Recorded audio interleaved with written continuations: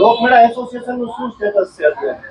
લોકમેળા association કાલે અમારા મુખ્યમંત્રીના અગ્ર સચિવને મળ્યા, તેમને પોઝિટિવ આન્સર મળ્યો છે. આની પહેલાં અમે મુખ્યમંત્રીને 2 વાર રજૂઆત કર્યું, તેમનો હકારાત્મક આન્સર છે. આજે અમારી ગાંધીનગર લો એન્ડ સેક્રેટરી સાથે જેને એસઓપી બહાર પાડી છે તેના અમારે એસોસિએશનના કમિટીના મેમ્બરો એની સાથે અમારા મિટિંગ છે.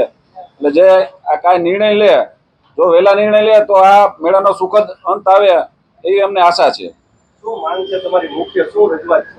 મુખ્ય રજૂઆત અમારે 4-5 મુદ્દાની છે, જે ફાઉન્ડેશન, જીએસટી બિલ અને ડોક્યુમેન્ટ ઓફ મેન્યુફેક્ચર છે, જેની જગ્યાએ અમે ડોક્યુમેન્ટ ઓફ ચાર્ટર્ડ એન્જિનિયરના ડોક્યુમેન્ટ માગેલા છે અને જે આઈએસઓ સર્ટિફાઈડ રાઇડ માગે છે કે જે એસેમ્બલ રાઇડ હોય, જે મોદી સાહેબનું સપનું છે મેક ઇન ઇન્ડિયા, તો જે હાથે લુહાર બનાવીને જે રાઇડ ઊભી કરે છે તો એ કોઈ કંપની નથી હોતી, જે પોતે જ બનાવેલી હોય છે. એટલે અમે એ આઈએસઓ સર્ટિફાઈડ રાઇડ આ માંગણી છે. કલેક્ટર તો અલગ છે, પણ પોલીસ કમિશનર ઉપર હવે ઢોળ્યું છે કે મંજૂરી પ્રક્રિયા એ કરશે. એ મામલે અમે કમિશનર સાહેબને પણ રજૂઆત કરી છે. તેને અમને એવી જાણ કરી કે આ તો અમે બહાર પાડી છે કે અમારા કઈ આમાં ફેરબદલ અમે ન કરી શકી. લાખોની રોજગારીનો પણ સવાલ હોય છે. શું સ્ટેટસ અત્યારે છે અને ખાસ જે બહિષ્કારની વાત કરી હતી એસોસિએશને, એ માંગણી શું? આજે અમે બહિષ્કાર કર્યો તો આજે મારી બહિષ્કાર ઉપર ઊભા જ રહ્યા છીએ. અને રોજીરોટીની વાત છે કે લાખો માણસો જે પ્રાઇવેટ મેળા રાજકોટમાં આર્ટ થાય અને આ ધાર્મિક તહેવાર છે, જે આપણે સૌરાષ્ટ્રમાં 2 મહિના કન્ટિન્યુ આપણો સનાતન મેળા બધા થાય છે, એ બધા બંધ રહેશે અને લાખો માણસો એમાં બેરોજગાર થઈ જશે.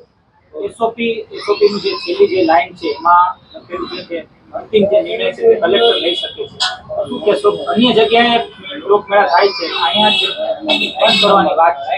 અમે કલેક્ટર અને કમિશનરને બેને રજૂઆત કરી છે કે આમાં અંતિમ નિર્ણય આપ લઈ શકો. બે અમને નેગેટિવ આન્સર આપ્યો કે અમે આ ગુજરાત સરકારે બહાર પાડે છે એટલે અમે આમાં કંઈ નિર્ણય ન લઈશું.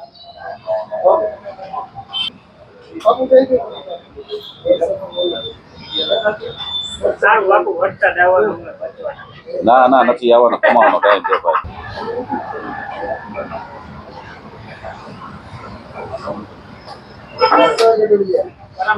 બહુ ઉતર્યો.